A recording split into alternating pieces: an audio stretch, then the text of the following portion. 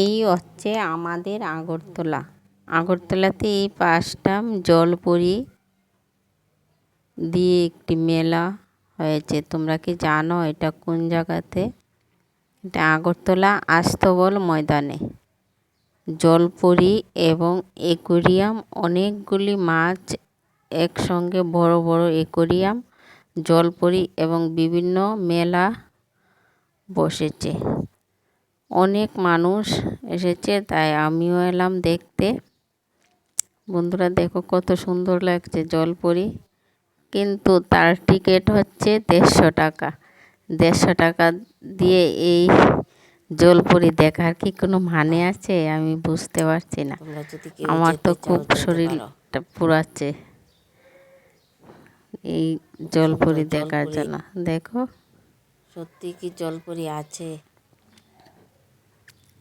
কিন্তু তারা জলের মধ্যে কিভাবে শ্বাস নেয়? না, এটা না, তারা আবার নিচে নামে। দেখে যেতে পারো।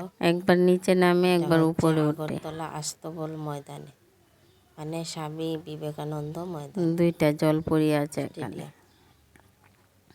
তোমরা যদি দেখতে ভালোই লাগে। সন্ধ্যাটা একটু কাটে, আর যারা ব্লগ করে, ভিডিও তৈরি করে, অনেক লোক এসছে এখানে। যেতে পারো, আরো আসবে। 16 তারিখতে আরম্ভ হয়েছে, কত তারিখ পর্যন্ত থাকবে সঠিক আমার অনেকটা সময় ধরে তারা জলের মধ্যে থাকে।